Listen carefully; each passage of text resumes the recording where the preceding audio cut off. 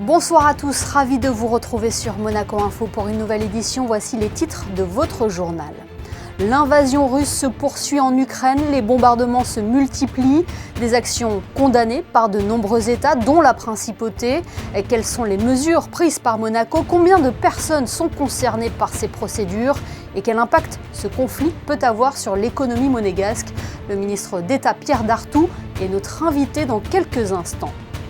Le gouvernement princier a levé le voile ce matin sur le plan de santé mentale. Il vise à améliorer la prise en charge des personnes fragiles. Nous en parlerons avec la chef du service de psychiatrie du centre hospitalier Princesse Grace, Valérie Aubin. Dans ce journal également, du football et la désillusion pour l'AS Monaco, éliminée aux portes de la finale de la Coupe de France par le FC Nantes. Anaïs Rieu a suivi le match avec les supporters. Et puis Monaco reçoit le Maroc en Coupe Davis pour valider sa place dans le groupe 2. Le tirage au sort des matchs qui débutent demain au Monte Carlo Country Club a eu lieu tout à l'heure. Les hommes de Guillaume Couillard ont-ils été chanceux? La réponse après cette édition avec votre magazine, Les Experts. Je vous le disais en titre, au 8e jour de la guerre en Ukraine, les bombardements et les combats se multiplient. Ce conflit a suscité une pluie de condamnations. Des sanctions ont été prises à l'encontre de la Russie par de nombreux pays, dont la principauté. Pour évoquer cette guerre en Ukraine, le ministre d'État Pierre Dartout nous attend dans les studios de Monaco Info. Bonsoir Monsieur le Ministre. Bonsoir. Le prince a fermement condamné l'invasion des Russes en Ukraine en début de semaine. Le conflit ne cesse d'évoluer d'heure en heure. Quel est votre sentiment aujourd'hui? Eh bien, mon sentiment, bien entendu, d'abord est d'exprimer une certaine douleur face à ces événements, parce qu'on voit qu'il y a des populations civiles qui sont extrêmement marquées, que d'après les images de télévision, il y a des combats qui se déroulent dans un contexte de violence assez fort. Et donc c'est ce sentiment que je peux avoir, une certaine douleur, et notamment avec la vision d'enfants, de familles qui sont obligés de partir ou de se réfugier parfois dans le métro. Il y a des ressortissants monégasques qui sont bloqués en Ukraine. Alors, ou qui à ont notre fait... connaissance, il n'y a pas de ressortissants monégasques qui sont bloqués. En revanche, il peut y avoir des conjoints de ressortissants monégasques. Un exemple m'est venu il n'y a pas très longtemps, mais c'est une personne, je crois, qui a quitté l'Ukraine et qui fait route vers la France. La principauté a adopté à son tour des sanctions économiques prises par les États européens contre la Russie. Il y a eu la publication d'une liste noire par l'Union européenne. Concrètement, Monsieur le Ministre, combien de personnes sont concernées par ces procédures à Monaco? Alors d'abord, ces listes sont publiées à Monaco et sont mises en œuvre parce que, en raison de nos engagements internationaux, nous sommes tenus de mettre en œuvre les décisions de l'Union européenne en ce qui concerne ces gels de fonds. Donc il y aura un certain nombre de noms qui ont été diffusés, il y en aura certainement encore d'autres. Pour ce qui concerne le nombre de personnes effectivement concernées, c'est une information qui doit être confidentielle et donc nous ne communiquerons pas sur le nombre de personnes concernées, ni naturellement sur, en termes de volume, ce que cela représente. La France, par exemple, envisage d'étudier la saisie de biens privés comme des yachts ou des biens immobiliers. Est-ce que Monaco envisage de s'aligner à cela? Alors pour l'instant, ce que met en œuvre Monaco, c'est le gel des fonds, c'est-à-dire des dépôts en banque. Pour ce qui concerne une éventuelle saisie d'autres biens, notamment de biens immobiliers ou de yachts, par exemple, bon, c'est une question qui est à l'étude, mais je crois qu'en France aussi, les études ne sont pas encore totalement achevées pour que l'on soit très solide sur le plan du droit et sur le plan de la procédure, c'est-à-dire pour que ces procédures aboutissant à une saisie soient incontestables. Donc c'est quelque chose qui peut être étudié, mais pour laquelle il n'y a pas de réponse définitive aujourd'hui. Mais globalement, Monsieur le Ministre, il était important que Monaco s'aligne par rapport à toutes ces décisions européennes. Du fait des engagements internationaux que la principauté a, dès qu'une liste est publiée par l'Union européenne, nous la publions à Monaco sous forme de décision ministérielle et qui est prise dans les 24 heures. Donc systématiquement, on suit on respecte, nous nous alignons immédiatement sur cette liste ou sur ces listes qui sont communiquées. Et est-ce que ce conflit en Ukraine peut avoir un impact sur la principauté? Quels sont les types d'échanges que nous entretenons avec la Russie? Pour l'instant, le commerce extérieur avec la Russie est très limité, tant en ce qui concerne les importations que les exportations. Pour le reste, il est très prématuré de dire quelles seront les conséquences, quel sera l'impact économique de cette guerre. Ce que nous savons, c'est que tout dépend de la durée des événements. Bon, il est évident que le secteur sur lequel nous devons être très vigilants les deux secteurs sont d'abord l'énergie, et notamment le prix de l'énergie, mais également le tourisme, vu la fréquentation des touristes russes, qui ne sont pas les premiers touristes étrangers venant à Monaco, mais qui sont parmi dans les 10 premiers en termes de population. Alors cette guerre en Ukraine ne doit pas faire oublier une autre crise, qui est la pandémie de coronavirus. Les indicateurs sont plutôt encourageants en principauté, mais la vigilance doit être toujours de mise. Alors, la vigilance est toujours de mise, le respect des gestes barrières. La pandémie est loin d'être finie. Nous avons un taux d'incidence qui demeure toujours élevé, à 400, mais nous sommes incontestablement dans une phase d'amélioration de la situation. Et donc, nous pouvons envisager de nouveaux assouplissements. C'est quelque chose qui est encore à l'étude, mais qui pourrait être décidé, qui pourrait être mis en œuvre soit au début de la semaine prochaine, soit au début de la semaine d'après. Dans cet assouplissement, éventuellement, il y aurait la levée progressive du pass sanitaire concernant certains secteurs? Ce n'est pas peut-être la mesure sur laquelle on travaille prioritairement. Il y a les questions notamment liées à l'école, par exemple, mais sur lesquelles des décisions peuvent être prises, oui. Merci beaucoup, Monsieur le ministre, d'avoir été dans les studios de Monaco Info. Merci à vous. Les élans de solidarité se poursuivent en faveur du peuple ukrainien. Vous le savez, plusieurs institutions et associations organisent des collectes de besoins de première nécessité. La mairie a acté aujourd'hui en séance publique l'ouverture d'une souscription pour venir en aide à l'Ukraine. Je vous propose d'écouter à ce sujet le maire de Monaco, Georges Marsan. Il est au micro de Fabien Bonilla. La mairie, en accord avec le gouvernement princier, a décidé d'ouvrir une souscription pour collecter des dons qui seront reversés à la Croix-Rouge monégasque et aux associations reconnues par le gouvernement monégasque. Il y a également une collecte ? Et il y a une collecte, évidemment, à l'espace Loferré. Les horaires d'ouverture de cette collecte, c'est de 9h à 17h30. Et ça va, pour l'instant, ça sera jusqu'à dimanche, donc 4 jours de collecte. Donc nous avons une liste de produits collectés qui nous a été donnée par l'ambassade d'Ukraine en France. Alors les produits, ce sont bien évidemment des produits d'hygiène, les savons, les couches. D'ailleurs, l'espace petite enfance a déjà apporté des couches pour les enfants. Des produits de logistique, c'est les couvertures de survie, c'est les sacs de couchage. Et enfin, les produits de secours, donc les gants, les masques et évidemment tout ce qui est pansement. Et pour être complète sur le sujet, si vous désirez faire un don, que ce soit par chèque ou par virement, n'hésitez pas à vous rendre sur le site officiel de la mairie de Monaco. Parlons de toute autre chose à présent. Le gouvernement princier a présenté aujourd'hui son plan de santé mentale. Il vise à améliorer la prise en charge des personnes fragiles. Avant de recevoir la chef du service de psychiatrie du centre hospitalier Princesse Grace, Valérie Aubin, qui va nous expliquer l'importance de ce plan. Retour en détail sur les grands axes qui composent ce dispositif avec Sandrine Nègre et Alexandra Marangoni. Équilibre psychologique, bien-être, la principauté compte bien aider au maximum les personnes qui en ont besoin, car elles font face par exemple à un état de mal-être temporaire ou plus long. Monaco entend bien être à l'écoute, comme le prouve ce plan organisé selon 3 axes principaux.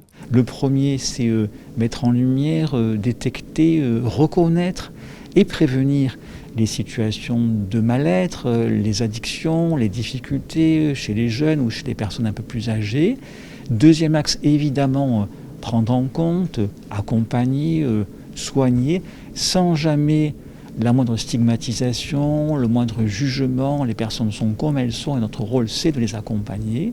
Et le troisième élément, c'est veiller toujours à l'inclusion sociale, faire en sorte que les personnes concernées puissent avoir une activité, avoir une vie sociale, se sentir bien, un travail dans la mesure de leurs capacités. Plusieurs entités sont donc mobilisées pour contribuer à ce plan et à sa feuille de route sur 5 ans. L'idée étant de montrer que le système monégasque est déjà efficace, mais qu'il peut l'être encore plus. En Principauté de Monaco, nous avons une belle tradition d'action médicale, santé et sociale de proximité. Eh bien, c'est de la même façon une incarnation complémentaire de cette vision que je voulais proposer à l'ensemble des acteurs, c'est comment aller au plus près des personnes qui sont dans la difficulté, parce que finalement la grandeur d'âme d'une société se reconnaît à sa capacité de prêter une attention très précise aux personnes qui sont dans des difficultés passagères ou plus chroniques. Parmi les actions, la création d'une équipe de liaison et de soins en addictologie, l'ELSA, une réflexion sur la création d'un service de pédopsychiatrie pour unifier la gestion des structures existantes, ou encore une réflexion autour de la création d'appartements de coordination thérapeutique. Voilà donc dans les grandes lignes le plan santé mentale mené sur une durée de 5 ans par le gouvernement princier en concertation avec de nombreux acteurs dans le domaine.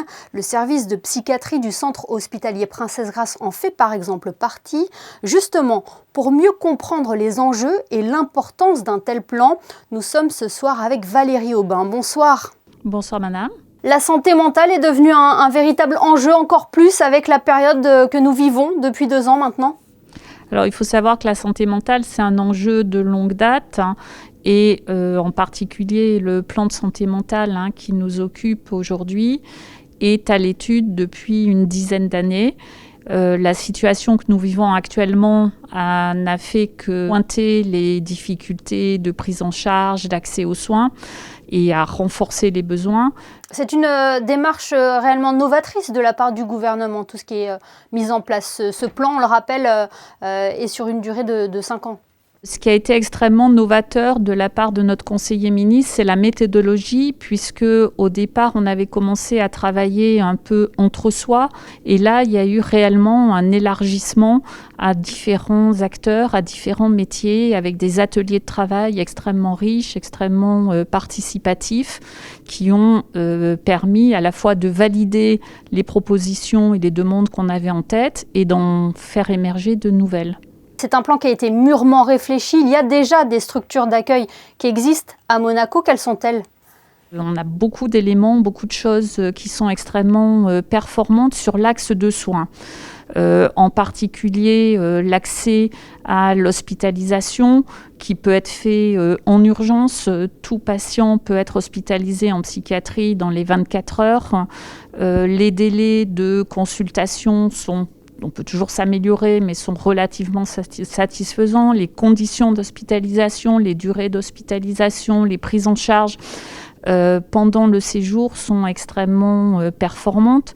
Donc en termes de soins, on est déjà performant. En revanche, les axes d'amélioration, c'était vraiment la prévention et la réinsertion, la stabilisation, où là, il y a des chaînons manquants. Justement, docteur, comment prévenir, comment repérer une souffrance psychique ? L'idée dans le repérage, c'est d'associer les intervenants, les professionnels qui sont le premier contact avec ces personnes en difficulté. Il y a une grosse volonté de former ou d'augmenter le niveau de formation de tous ces intervenants, et c'est eux qui vont repérer éventuellement une conduite addictive, une souffrance psychologique, et ensuite, en toute connaissance de cause, une fois formés, ils connaîtront mieux les filières de soins également. Oui, parce que ce plan concerne également l'addiction. C'est une nouveauté impulsée par le conseiller ministre, c'est de réunir dans un même plan la santé mentale adulte, la pédopsychiatrie et les addictions. Et il y a un gros volet addiction et repérage des addictions, en particulier chez les plus jeunes, qui est développé dans ce plan. Oui, l'accompagnement est essentiel et ce, dès le plus jeune âge, docteur ? On considère que l'accès au tabac, la première cigarette, c'est 11 ans. Donc le plan prévoit par exemple, on a commencé à le mettre en place, une sensibilisation aux méfaits du tabac dès la 7e, dès l'âge de 10 ans. Et c'est ainsi décliné pour tous les différents usages de toxiques sur toute la scolarité. C'est important aussi d'avoir une prise en charge globale de cette souffrance. Il y a beaucoup de stigmatisation sur les maladies mentales, d'où l'importance de la prise en charge et de la prise en charge au long cours. Et là, sur ce volet, la principauté peut s'améliorer, en particulier dans l'inclusion et dans le logement. Il y a encore beaucoup de progrès à faire pour que les patients puissent vivre en toute autonomie dans leur logement et qu'il y ait moins de poids sur les familles, ce qui est le cas actuellement.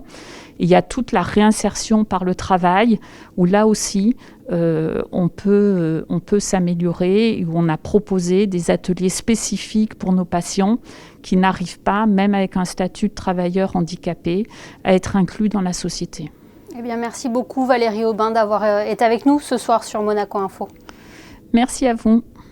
Nous retrouvons Julia Vial pour le reste de l'actualité. Bonsoir Julia, la Monaco Ocean Week est de retour en 2022. Elle aura lieu du 21 au 26 mars prochain, Julia.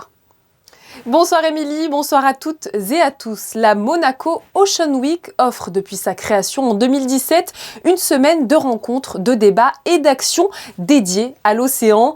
Les acteurs clés du monde de la mer peuvent ainsi partager leur analyse des grandes problématiques de la conservation du milieu marin et se mobiliser pour préserver les océans. Les éditions précédentes avaient permis de concrétiser de nombreuses initiatives et de sceller des engagements importants, à l'image par exemple du manifeste de Monaco pour l'océan, publié et signé par le prince Albert II, avec les ministres français et italiens en charge de l'environnement marin. Et nous suivrons bien évidemment cet événement sur l'avenir de nos océans de près. Le printemps arrive à grands pas, Julia, et avec lui, les allergies au pollen. Un réseau de surveillance a été mis en place en principauté pour mesurer les risques.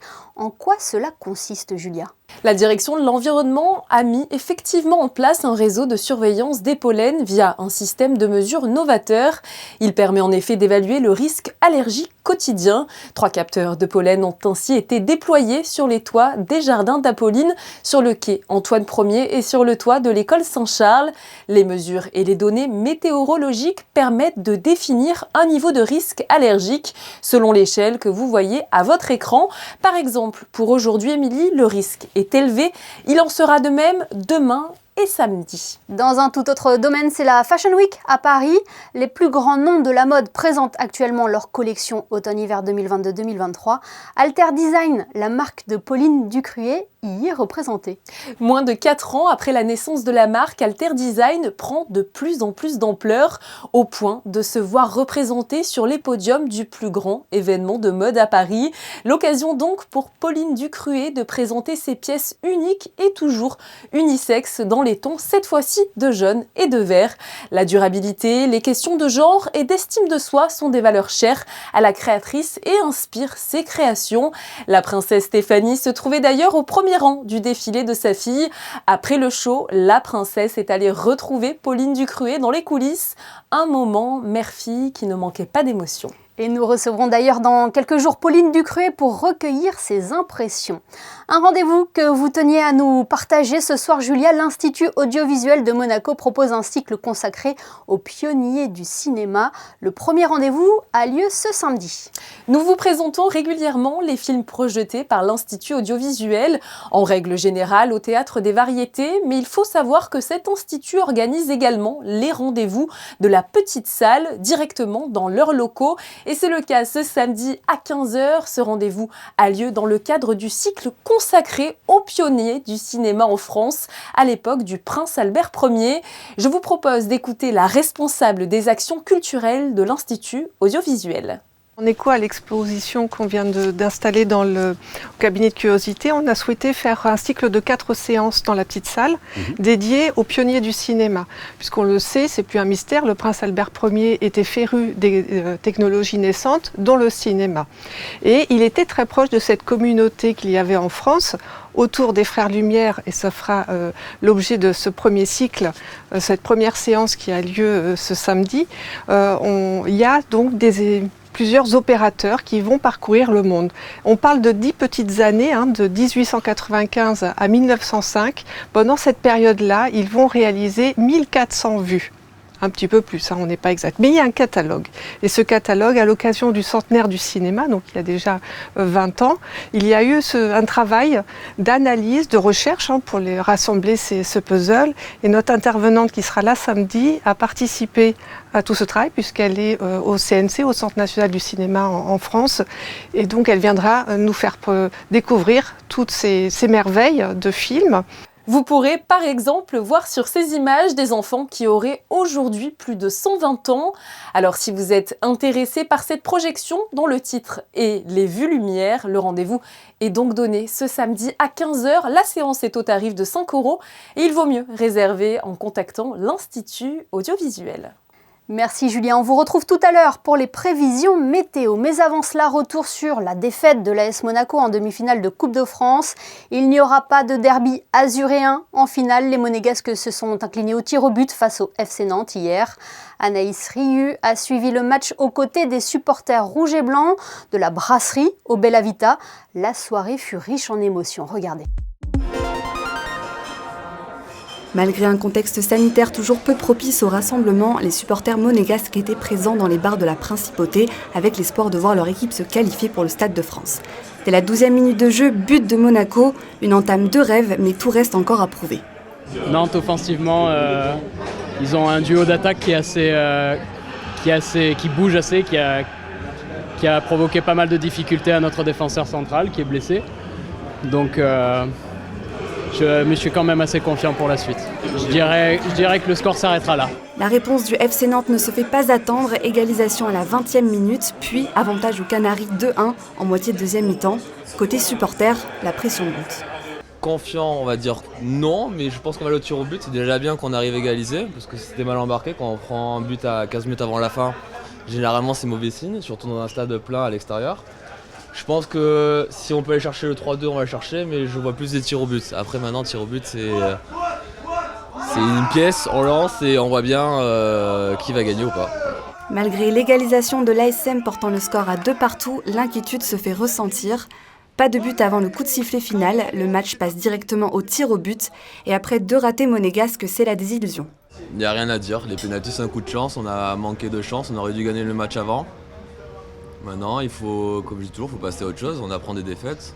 On va faire du mieux qu'on peut, mais maintenant on va se repencher sur l'Europa League. Après c'est dommage, parce qu'on a joué une finale de Coupe de France l'année dernière. On était à 2 doigts d'y retourner, mais bon, il faut avancer. Et oui, l'AS Monaco qui ne débute pas le mois de mars de la meilleure des manières. Les hommes de Philippe Clément devront vite passer à autre chose. Ils se déplacent à Marseille dimanche pour le compte de la 27e journée de Ligue 1. Avant de refermer ce journal, jetons un coup d'œil sur les prévisions météo. Quel temps fera-t-il demain, Julia ? J'aurais aimé vous annoncer de belles nouvelles, Émilie, mais malheureusement, il ne fera pas très beau demain en Principauté. Sur la même lignée, finalement, que la journée d'aujourd'hui, le temps sera plutôt voilé. Les températures seront-elles comprises entre 6 et 12 degrés. Mais souriez quand même, car nous gagnerons encore quelques minutes de soleil. Il va se coucher à 18h23. Demain sera la Saint-Casimir.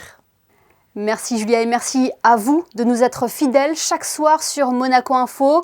Dans quelques instants, retrouvez le magazine Les Experts. Ils décrypteront le tirage au sort de Coupe Davis entre Monaco et le Maroc. Rendez-vous d'ailleurs dès demain, 11h sur notre antenne pour suivre l'intégralité des matchs en direct commentés par Christophe Paco, Laurent Orsini et Frédéric Hélion.